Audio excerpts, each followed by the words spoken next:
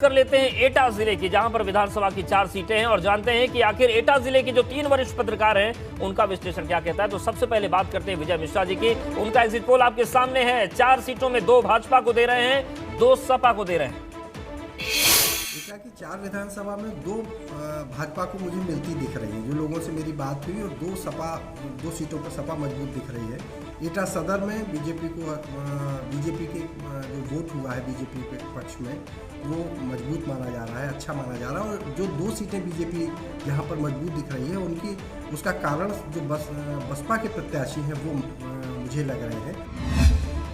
और वरिष्ठ पत्रकार राजीव वर्मा जी क्या कह रहे हैं, उनका एग्जिट पोल क्या है, उसके आंकड़े हम सबसे पहले आपको दिखा देते हैं कि क्या उनकी ग्राउंड रिपोर्ट है। देखिए, एटा की 4 सीटों में 2 भाजपा को दे रहे हैं, 2 सपा को दे रहे हैं। उनके मुताबिक भी टक्कर काटेंगे। चारों ही भाजपा जीती थी। इस बार जो है परिस्थितियाँ कुछ बदली हैं।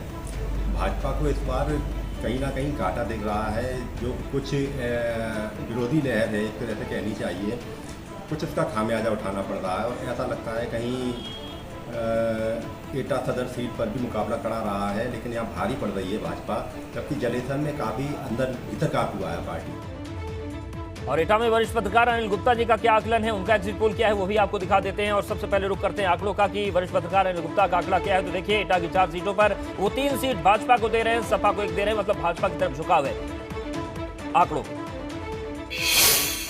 3 सीट जो स्थिति है उसमें बीजेपी जीत रही है।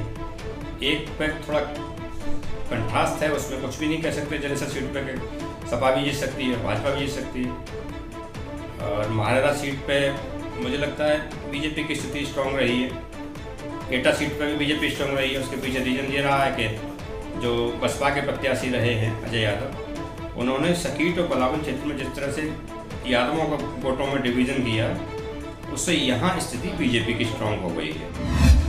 तो देखिए, एटा की ये तस्वीर है। एटा के तीनों वरिष्ठ पत्रकारों ने अपना अपना आकलन दे दिया, उनका एग्जिट पोल आ गया है। और इन आंकड़ों के बीच जो तस्वीर निकल कर सामने आ रही है, कुछ ऐसी तस्वीर है और ये आंकड़े हैं। तो एटा के 3 पत्रकारों का एग्जिट पोल सामने रखा, अब उसका एवरेज भी आपके सामने रख दे तो आपको बताएं बीजेपी को 3 सीटें मिलती दिखाई देती हैं। और पत्रकारों के एग्जिट पोल में सपा के खाते में 2 सीटें जाती दिखाई दे रही हैं। तो यानी बीजेपी 2, सपा 2, कुल मिलाके 3 बड़े पत्रकारों से जब हमने एटा में सवाल किया तो उनका अनुमान यही कहता है कि भाई बीजेपी की 2 सीटें होंगी और सपा की 2 सीटें होंगी। तो कुल मिलाके हर 75 जिले में 3 पत्रकारों से ये बड़ा सवाल हम कर रहे हैं। इसी क्रम में एटा का जिक्र जब आता है तो यहाँ की सीटों पर पता ये चलता है कि बराबरी में बंट गई हैं सीट।